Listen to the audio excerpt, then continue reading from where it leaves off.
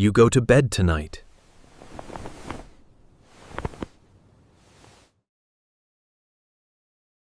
You pull up your blanket.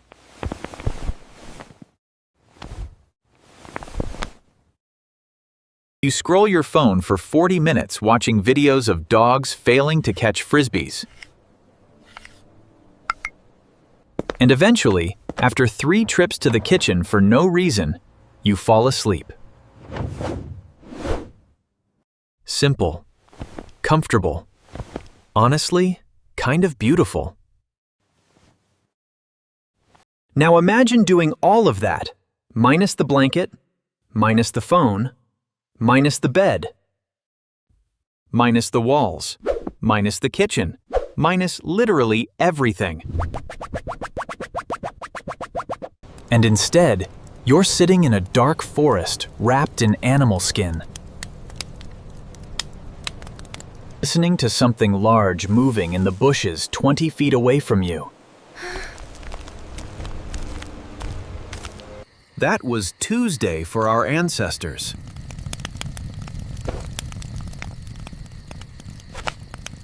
And here's the thing that nobody really asks. What did they actually do at night? Like when the sun went down, when the world went completely black, when predators started waking up and your only tool was a sharp rock, and a vague sense of optimism. What was the plan? Did they sleep? Did they stay awake? Did they just sit there staring into the void, mentally preparing for the worst? Like a prehistoric version of someone waiting for their IKEA furniture to arrive? Because we spend a third of our entire lives asleep. And we rarely stop to think about how radically different that experience was for 99% of human history. The answer, as it turns out, is so much weirder, so much more fascinating. And honestly, so much more human than you'd ever expect. Like a prehistoric version of someone waiting for their IKEA furniture to arrive? Before we had fire under control. Before we had tools worth bragging about. Before we had anything resembling civilization.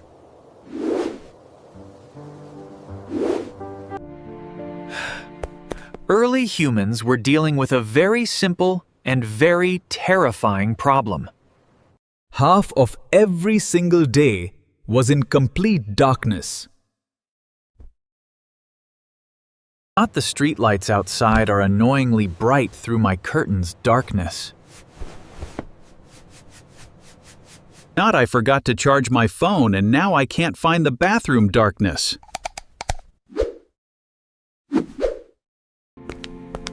Full, absolute, crushing, existential darkness.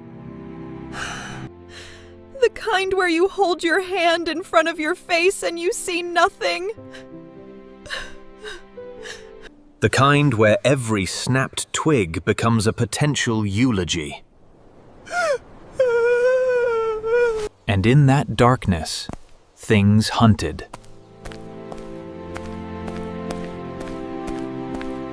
Lions, hyenas, leopards, saber-toothed cats. Almost all the major predators of the ancient world are crepuscular or nocturnal. They're most active at dawn, dusk, and during the night.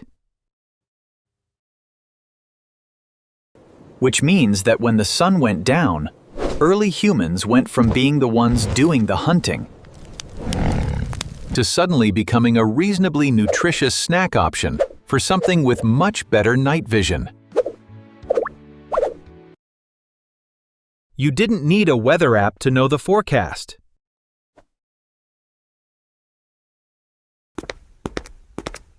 The forecast was dark, with a high chance of being eaten. The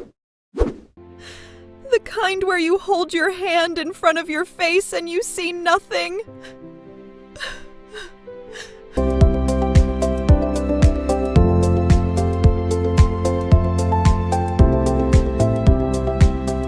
Sometimes, taking a moment to observe the bigger picture is the most important step forward. You use the landscape itself as a weapon. Caves were premium real estate.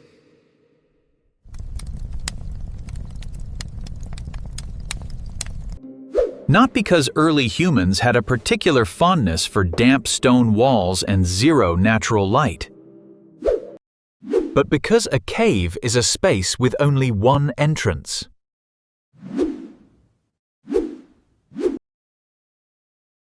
You can put your back to the rock.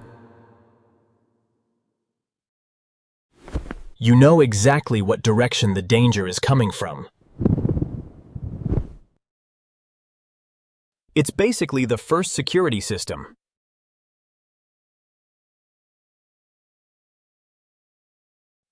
And it was remarkably effective.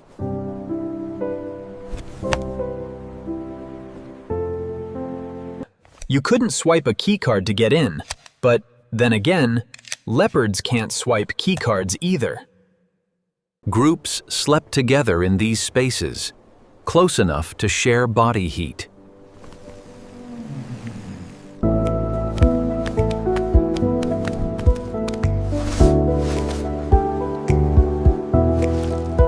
While the group conserves energy, a vigilant watchman scans the horizon for danger. It wasn't cozy in the modern sense. But there was a particular kind of safety in numbers that went beyond just defense. Sleeping near other people meant someone was always a light sleeper. Someone was always stirred.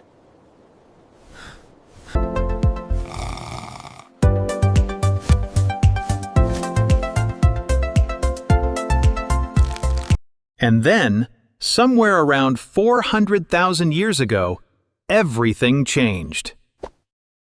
What? Fire.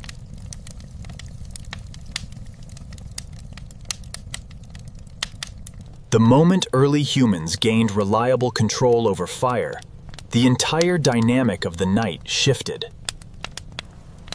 Fire does something almost magical from a survival perspective. It keeps you warm, yes. It lets you cook food. Which dramatically improves nutrient absorption.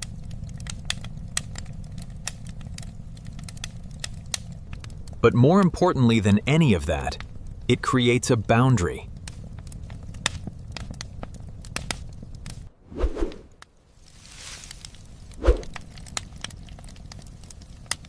A circle of light. A wall between you and the dark that is purely psychological in nature. And yet somehow completely real.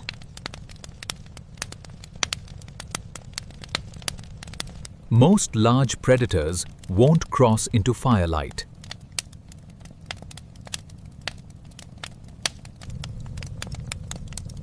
Not because fire physically stops them.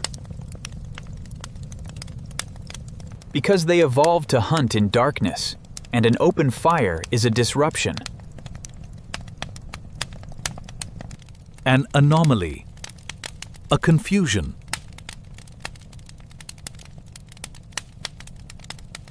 Sitting next to a fire, you were safer from predation. Not through strength or speed, but through light itself. But here's what's genuinely interesting, the thing that doesn't get talked about enough.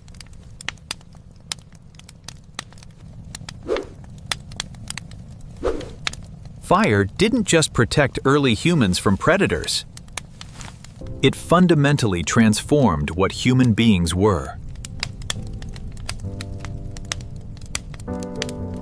Think about what happens around a fire.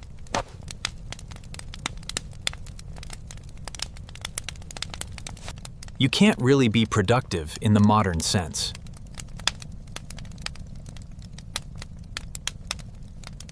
You can't read.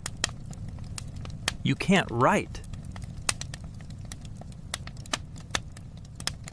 You can't send passive-aggressive emails to your coworkers.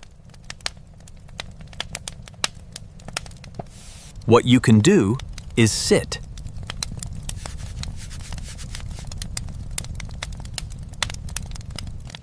Look at each other.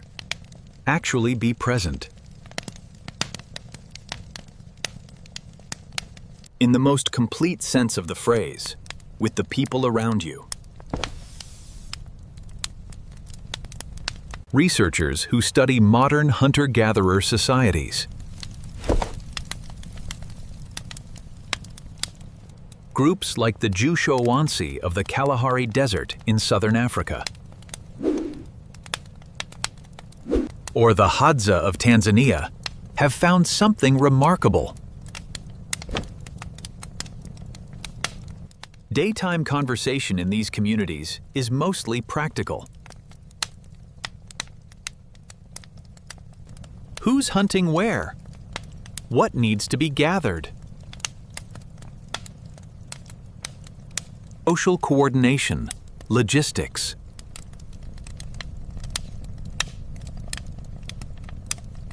The ancient equivalent of a Monday morning briefing.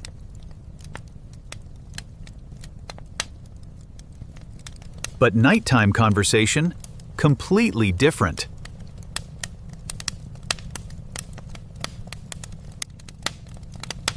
At night, around the fire, people tell stories. Long, elaborate, emotionally rich, morally layered stories. Social coordination, logistics.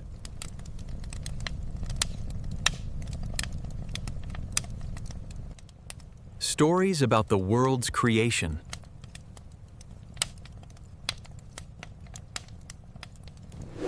Stories about what it means to be brave, to be generous, to be a person worth knowing.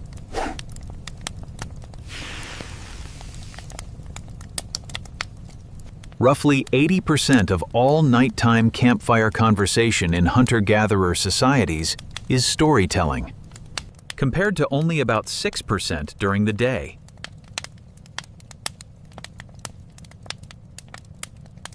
During the day, logistics.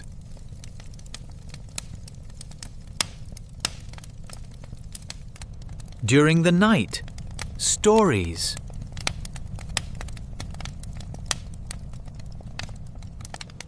Every single evening for tens of thousands of years. Human beings sat around fires and narrated the world to each other. They were doing exactly what we still do on streaming platforms. What we do with novels. What we do with every film ever made. They were trying to make sense of existence through narrative. Through characters and conflict and consequence. The campfire was the cinema.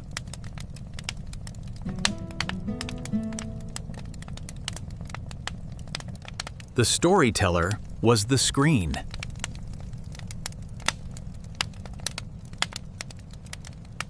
And this matters more than it might seem.